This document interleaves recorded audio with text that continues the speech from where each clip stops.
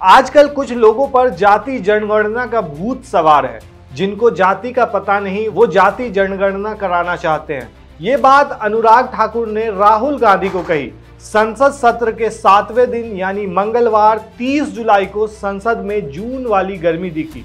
अलग ही नजारा। लेकिन इन सब के बीच एक चीज गौर करने वाली थी, इंडिया गठबंधन के बीच की बॉन्डिंग। राहुल, अखिलेश और तेजस्वी का भाईचारा भी दिखा। अनुराग ठाकुर ने टिप्पणी की राहुल गांधी पर। इस टिप्पणी पर लोकसभा में आग बबूला हुए अखिलेश यादव। वहीं अखिलेश यादव का भाषण पोस्ट किया तेजस्वी यादव के आरजेडी हैंडल ने। इस तरह इंडिया गठबंधन का भाईचारा दिखा। दरअसल अग्निवीर और जातिगत जनगणना पर बीजेपी सांसद अनुराग ठाकुर, राहुल गांधी और अखिलेश यादव भिड़ गए।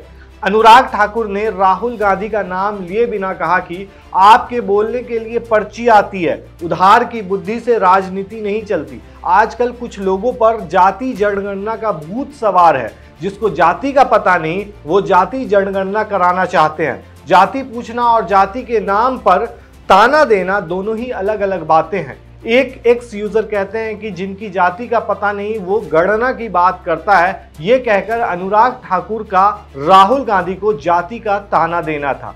कोई भी मर्यादित और नैतिक व्यक्ति इतने निम्न स्तर पर व्यक्तिगत हमलावर नहीं हो सकता है। अनुराग ठाकुर ने आज सदन में ये कहकर अनैतिक और अमर्यादित काम किया है। खैर चलो, राहुल गांधी ने ही बड़ा दिल दिखाया और उनसे माफी मांगने की मांग तक नहीं की।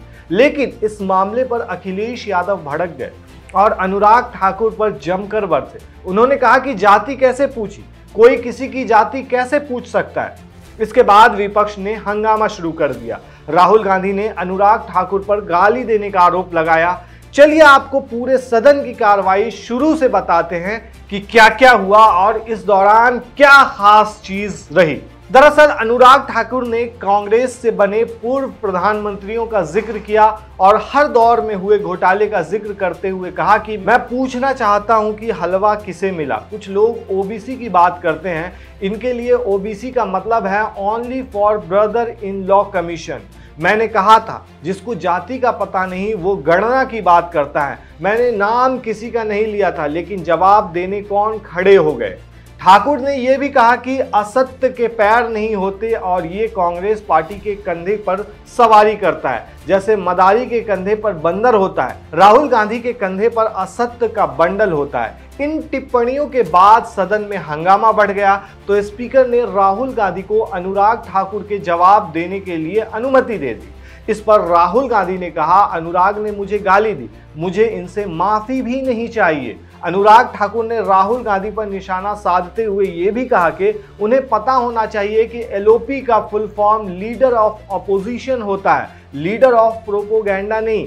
कांग्रेस पार्टी ने बहुत भ्रष्टाचार किया है। राहुल गांधी खड़े हुए और कहा कि अनुराग ठाकुर ने मुझे गाली दी, मेरी बेइज्जती की, लेकिन मुझे इनसे माफी भी नहीं चाहिए। राहुल गांधी ने यह भी कहा कि जो भी दलितों की बात उठाता है उसे गाली खानी ही पड़ती है। मैं ये सब गालियां खुशी से खाऊंगा। महाभारत की बात हुई तो अर्जुन को सिर्फ मच्छी की आंख दिख रही थी, तो हमें जातीय जनगणना चाहिए, वो हम करा के रहेंगे, इसके पीछे चाहे मुझे कितनी भी गाली दी जाए। वहीं अनुराग ठाकुर ने राहुल के चक्रव्यूह वाले बयान पर भी हमला बोला। उन्होंने कहा कि अगर राहुल को महाभारत और चक्रव्यूह के विषय में विस्तृत जानकारी लेनी है तो वो अपने सांसद से संपर्क कर सकते हैं। उन्होंने कहा कि देश ने बहुत सारे चक्रव्यूह देखे हैं जिसमें कांग्रेस का भी चक्रव्यूह शामिल है। आज हम उन चक्रव्यूह के 7 किरदारों के बारे में बताते हैं। पहला कांग्रेस, दूसरे पहले पीएम एनजी, फिर तीसरा किरदार आईजी,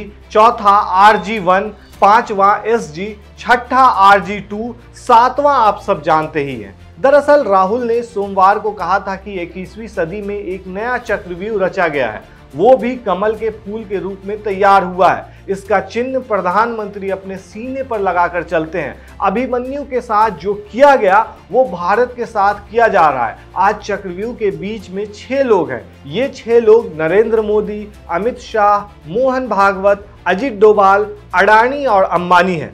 राहुल गांधी एक दिन पहले चक्रव्यूह और शिव के बारात के सहारे पीएम नरेंद्र मोदी को घेर चुके थे।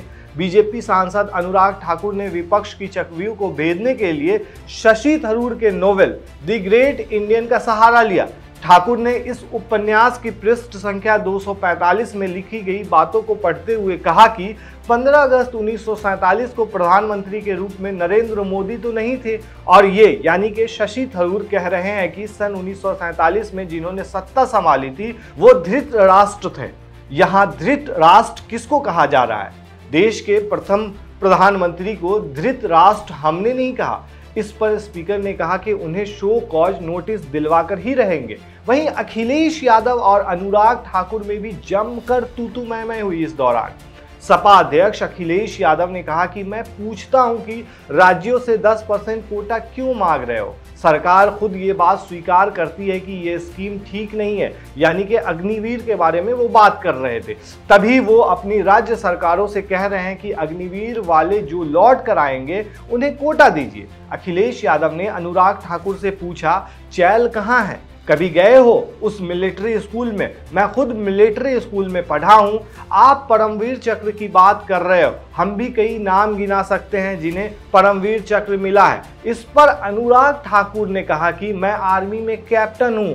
अग्निवीर पर बहस के दौरान अनुराग ठाकुर ने यह भी कहा कि अखिलेश जी को राहुल गांधी के साथ बैठकर बाहें फैलाकर झूठ बोलने की आदत पड़ गई है। अग्निवीर को 100% नौकरी की गारंटी है। राहुल जी के साथ बैठकर अखिलेश जी ज्ञान मत बांटिए। अखिलेश ने उसके बाद यह कहा कि शायद मंत्री जी नहीं रहे इसलिए तकलीफ ज्यादा है। दर्द मैं बताता हूं, जब से यूपी में हारे हैं तब से कोई नमस्कार नहीं कर रहा है। तकलीफ वो है आपको। वो वीडियो हमने देखा है, कोई किसी को नमस्कार नहीं कर रहा है, कोई किसी को देख नहीं रहा है। तो इस तरीके से संसद की जो कार्रवाई थी 30 तारीख की, यानी बीते कल की, कुछ इस तरह से रही। और उसके बाद जिस तरीके से अखिलेश यादव अनुराग ठाकुर पर भड़के थे, ये वीडियो जो है सोशल मीडिया पर जमकर वायरल हुआ। कई लोगों ने अनुराग ठाकुर की आलोचना की इस मामले पर, जाति जनगणना के मामले पर जो उन्होंने कमेंट किया था, वहीं कई लोगों ने उनका सपोर्ट भी किया। लेकिन असल में जो पूरा निचोड़ हुआ कल का, वो इस तरीके से रहा और इसमें संसद में जमकर नारेबाजी भी एक तरह से कह सकते हैं हुई और जमकर एक दूसरे पर नेतागण बरसे। आप क्या कहते हैं दोस्तों? अनुराग ठाकुर ने सही किया या गलत किया? हमें कमेंट में बताएं।